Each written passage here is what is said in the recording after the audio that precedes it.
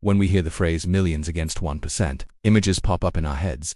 Luxury skyscrapers, golden yachts, private islands, and somewhere out there millions of ordinary people diligently clicking on their phones and working in offices. It's almost the mythology of the modern world, as if there's a secret society that owns everything, and the rest of us are just wondering how to make it to the paycheck.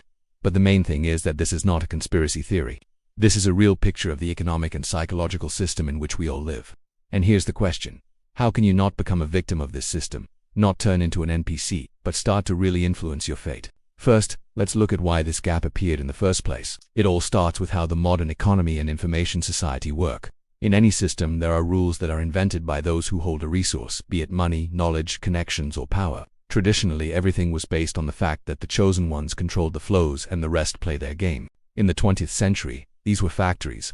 In the 21st century, these were data, media, audience, access, platforms, and algorithms. The most important thing is that the system is not static. The 1% knows how to change the rules, invent new products, patents, schemes, lobby for policies, and even broadcast trends. They don't get rich once, but they defend their positions all the time. But why can't millions do the same? The answer lies in psychology and in the structure of accepted social norms. Most people are brought up on the idea of be like everyone else, don't stand out, follow the instructions, work honestly, save money, don't take risks, don't ask questions. This model makes a person as predictable and convenient as possible for the system. You work, you pay taxes, you buy groceries, and you work again. The main barrier is not the lack of resources, but the attitude that this is how it should be. In fact, there are no more barriers to real growth, neither geographical nor educational. Yes, the opportunities are not equal, but almost everyone has access to knowledge and communication in 2025. At the same time, most prefer not to test their boundaries but to live in a standard configuration. What does the 1% do differently? The most important thing is that they know how to rely on themselves, on experimentation, on the manifestation of personality. They learn not to be spectators, but players. In a world where the value is attention and uniqueness, being an artist is more important than being a technician. They take risks and make mistakes, but they try again until they find a new loophole, idea, or method of influence.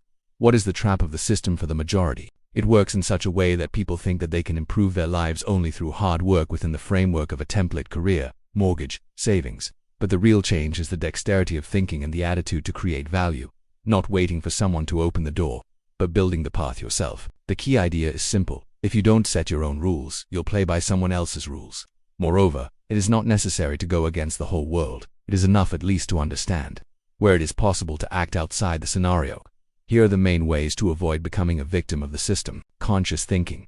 Track where you are acting automatically. Any habit related to money, work, or consumption is a zone of influence of the system. Ask yourself the question, is this my choice or an imposed pattern? Criticism of information. In an era of data overload, it is important not only to accept news, but also to analyze who is broadcasting the meaning, for what purposes. The ability to filter the flow is a skill of modern survival, creating value. All you can do differently than millions is your chance to get out of the masses system. It can be a new profession, media, hobby, business, blog, educational content. It is not necessary to invent something new. It is important to present the familiar with a personal handwriting. The experiment loop. The 1% are those who are not afraid to try. Try to go for an interview, launch a blog, change your job, create a mini project, learn a new technology. Most people think it's complicated, but you can at least try. Networking, make connections. The 1% is always united. Communities, business groups, creative teams. A small support group provides much more than a single run through life. Financial literacy. Think about how money works at the system level. Manage not only your personal budget, but also learn how to invest, analyze trends, and see long-term changes. Getting out of your comfort zone. Not being a victim of the system is not about constant risk, but about being willing to try when the chance arises. Discover new opportunities, even if they are frightening. The system will always create predictable success scenarios for you. Work, salary, consumption, fatigue, vacation. But if you want to stop being just one of millions, the way out is to take deliberate steps. Make non-standard decisions, and constantly test new things. The main thing is not to wait for approval, but to learn to draw conclusions yourself. At that moment, you stop being a passenger and become a player. You may not have billions, but you definitely stop being a victim of other people's rules.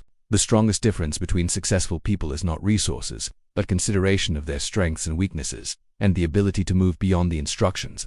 They also started small, and made mistakes many times, but each time they chose an opportunity rather than a template. So millions versus 1% is not a battle of titans but a battle of installations. If you are ready to try new things, analyze old things, and take responsibility for your path, the systems begin to adapt to you, and your own level grows with each new, non-standard solution. Don't be a victim. Be the one who changes the rules.